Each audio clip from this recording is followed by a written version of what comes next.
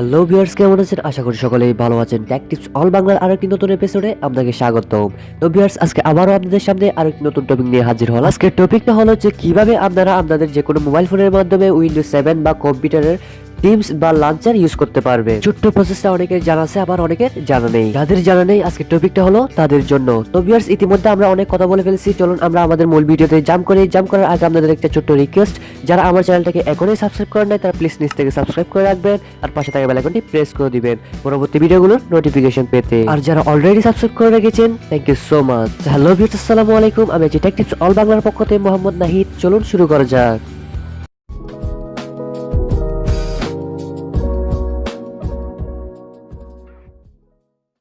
Welcome back. তো viewers, এখন আমাদের ফার্স্ট অফ অল যে কাজটি করতে হবে সেটা হলো আমাদের প্লে স্টোর ওপেন করে নিতে হবে। তো প্লে স্টোর ওপেন করার পর আপনারা চার্জ বক্সে Win7 লাঞ্চার লিখে চার্জ দিবেন। চার্জ দেওয়ার পর আপনারা এই যে দেখতে পাচ্ছেন সর্বপ্রথম একদম যে অ্যাপস চলে আসছে, তো ওইটার উপর আপনারা ক্লিক করবেন। ক্লিক করার পর আপনাদের এই অ্যাপসটি শো হবে, তো ওইখান থেকে আপনারা এটা ইনস্টল করে নেবেন। ইনস্টল করার পর সরাসরি ওপেন করে নেবেন। আমি আপনাদের সুবিধার্থে এই অ্যাপসটির লিংক ডিসক্রিপশন বক্সে দিয়ে দিচ্ছি, আপনারা চাইলে এখান থেকে সরাসরি ডাউনলোড করে নিতে পারেন। দেন আমরা এখন এটাকে ক্যান্সেল করে দিচ্ছি। ক্যান্সেল করে দেওয়ার পর আমরা এখন ওই সফটওয়্যারটা বা ওই অ্যাপসটা ওপেন করে নিব।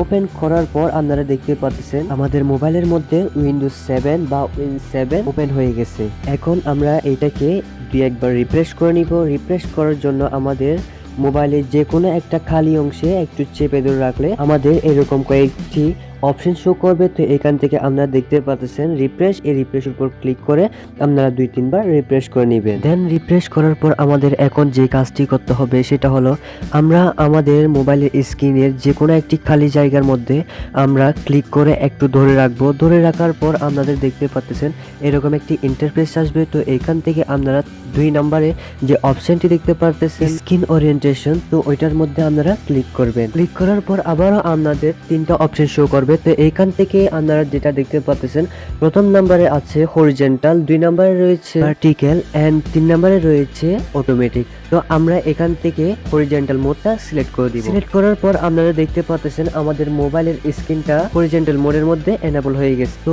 এখন আমরা আমাদের মোবাইলের মধ্যে উইন্ডোজ 7 লঞ্চার ইউজ করতে বা উইন্ডোজ 7 এর থিমস ইউজ করতে আরো সহজ হয়ে যাবে। তো ভিউয়ার্স, এখন আপনারা দেখতে পাচ্ছেন আমাদের মোবাইলের স্ক্রিনটা কম্পিউটার স্ক্রিনের মতো হয়ে গেছে, উইন্ডোজ 7 এর মতো, যার ফলে এখন আমরা আমাদের মোবাইল স্ক্রিনটাকে কম্পিউটার স্ক্রিনের মতো ব্যবহার করতে পারবো। তো এখন আমাদের স্ক্রিন ওরিয়েন্টেশন এবং রিফ্রেশ এগুলার কাজ শেষ। এখন আমরা নিচের দিকে যদি খেয়াল করি তাহলে আপনারা আরো কয়েকটা অপশন দেখতে পাচ্ছেন। ওইখানের মধ্যে প্রথম নাম্বারটা হচ্ছে নিউ অথবা অ্যাড, ওইটার উপর আপনারা ক্লিক করে আপনারা আপনাদের মোবাইল ফোন থেকে যে কোনো একটি সফটওয়্যার শর্ট আকারে বা ওইখানে অ্যাড করে রাখতে পারবেন।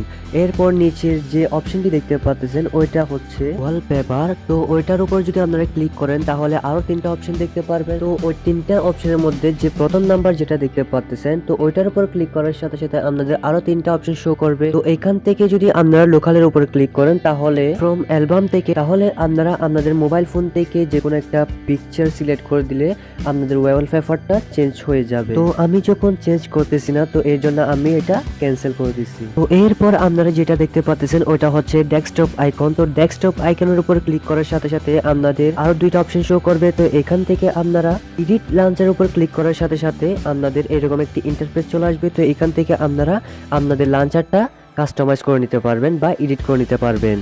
দেন আমাদের লাস্ট অপশনটি হলো সেট ডিফল্ট লাঞ্চার। তো ওইটার উপর ক্লিক করার সাথে সাথে আমাদের 3টি অপশন শো করবে। তো এখান থেকে আপনারা যদি আগের লাঞ্চার বা ডিফল্ট লাঞ্চারের মধ্যে চলে যেতে চান তাহলে আপনারা প্রথম নাম্বারটার উপর ক্লিক করার সাথে সাথে আপনারা আপনাদের ডিফল্ট লাঞ্চার বা আপনাদের আগের মোবাইলের স্ক্রিনের মধ্যে চলে যেতে পারবে। তো এখন যদি আমরা আমাদের মোবাইলের ফাইল, ফোল্ডার, ছবি, ভিডিও এগুলা যদি আমরা দেখতে চাই তাহলে আমাদের কি করতে হবে, আপনারা উপরে দেখতে পাচ্ছেন কর্নারে মাই কম্পিউটার, তাহলে আমাদের ওই মাই কম্পিউটারের উপর ক্লিক করতে হবে। ক্লিক করার পর আপনারা দেখতে পাচ্ছেন আমাদের ফাইলগুলা কম্পিউটারের স্ক্রিনের মতো শো করতেছে। এখন আপনারা কম্পিউটারের মতো আপনাদের যে কোনো একটি ড্রাইভের উপর ক্লিক করে আপনি ছবি, ভিডিও, অডিও সবগুলা দেখে নিতে পারেন।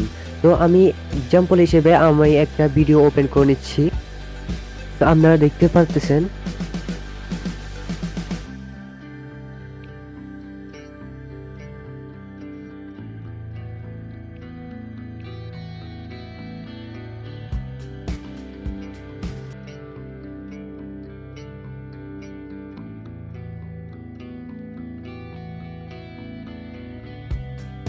দেন হচ্ছে আপনারা যদি আপনাদের ওয়াইফাই কানেক্ট করতে চান তাহলে কি করতে হবে, এই যে আপনারা নিচের দিকে একটা ওয়াইফাই আইকন দেখতে পাচ্ছেন, তো ওইটার উপর ক্লিক করার সাথে সাথে আপনাদের ওয়াইফাই গুলা বা আপনার নিয়ারবর্তী যে ওয়াইফাই গুলা রয়েছে ওইগুলা শো করবে। তো ওইখান থেকে আপনারা চাইলে কানেক্ট করে নিতে পারেন। এরপর আমরা যদি স্টার্ট বাটন দেখতে পাচ্ছেন, আপনারা নিচের দিকে একটা স্টার্ট বাটন দেখতে পাচ্ছেন, তো আমরা যদি ওই স্টার্ট বাটনের উপর ক্লিক করি তাহলে আপনারা দেখতে পাচ্ছেন আমাদের মোবাইলে যতগুলা অ্যাপস রয়েছে বা সফটওয়্যার রয়েছে ওইগুলা শো করতেছে।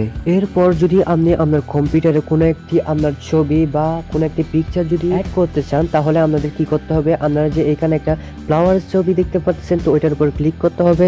ক্লিক করার পর আপনাদের দুইটা অপশন শো করবে, তো এখান থেকে আপনারা উপরে যে অপশনটা দেখতে পাচ্ছেন সেট ফটো, তো ওইটার উপর ক্লিক করবেন। ওইটার উপর ক্লিক করার সাথে সাথে আপনাদের মোবাইলের যে পিকচারগুলা বা যে ছবিগুলা রয়েছে ওইগুলা শো করবে।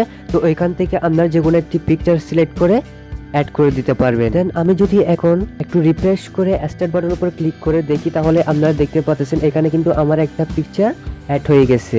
তো ভিউয়ার্স, এরপর আপনারা যদি আপনাদের মোবাইলের সাউন্ড বা ভলিউম আপ ডাউন করতে চান বা বড় ছোট করতে চান তাহলে এর জন্য আপনাকে কি করতে হবে, এই যে নিচে একটা আইকন দেখতে পাচ্ছেন তো ওইটার উপর ক্লিক করতে হবে। ক্লিক করার পর আপনারা দেখতে পাচ্ছেন এইখান থেকে আপনারা আপনাদের মোবাইলের ভলিউম আপ ডাউন বা বড় ছোট করে নিতে পারেন। দেন এরপর আপনারা যদি আপনাদের মোবাইলের সেটিংস এর মধ্যে যেতে চান তাহলে কি করতে হবে, আপনারা এই যে নিচের দিকে কর্নার দেখতে পাচ্ছেন একটা স্টার্ট বাটন রয়েছে, তো ওইটার উপর ক্লিক করতে হবে। তো ওইটার উপর ক্লিক করার সাথে সাথে আপনারা দেখতে পাচ্ছেন এখানে একটা প্যানেল নামের অপশন আছে, তো ওইটার উপর আপনাদের ক্লিক করতে হবে। ক্লিক করার সাথে সাথে আপনাদের এরকম একটি ইন্টারফেস চলে আসবে। তো এখান থেকে আপনারা ডাটা অন অফ বা সাউন্ড ভাইব্রেশন যা খুশি তাই কাস্টমাইজ করে নিতে পারেন। তো ভিউয়ার্স, এখন যদি আপনারা আপনাদের মোবাইলের ডিফল্ট লঞ্চার বা পুনরায় আগের স্ক্রিনের মধ্যে চলে যেতে চান তাহলে আপনাদের কি করতে হবে, আপনারা আপনাদের মোবাইলের স্ক্রিনের যে কোনো একটি খালি অংশে একটু চেপে ধরে রাখতে হবে। দেন আপনাদের এরকম একটি ইন্টারফেস চলে আসবে। তো এখান থেকে আপনারা কি করবেন, একদম শেষের দিকে একটা অপশন দেখতে পাচ্ছেন সেট ডিফল্ট লঞ্চার, তো ওইটার উপর ক্লিক করতে হবে। দেন ক্লিক করার পর আপনাদের এখানে তিনটা অপশন চলে আসবে। তো এখান থেকে আপনারা যেহেতু আপনাদের ডিফল্ট লঞ্চারের মধ্যে ফিরে যাবেন এর জন্য আপনাদের প্রথমটার মধ্যে ক্লিক করতে হবে। তো ভিউয়ার্স, ক্লিক করার সাথে সাথে আপনারা দেখতে পাচ্ছেন যে আপনারা আপনাদের আগের লঞ্চার বা ডিফল্ট লঞ্চারের মধ্যে চলে আসছেন। তো ভিউয়ার্স, ভিডিওটি যদি ভালো লেগে থাকে তাহলে প্লিজ সাবস্ক্রাইব করে রাখবেন আর পাশে থাকা বেল আইকনটি প্রেস করে দিবেন পরবর্তী ভিডিওগুলোর নোটিফিকেশন পেতে। দেখা হচ্ছে পরবর্তী কোনো ভিডিওতে। সবাই ভালো থাকবেন, সুস্থ থাকবেন, আল্লাহ হাফেজ।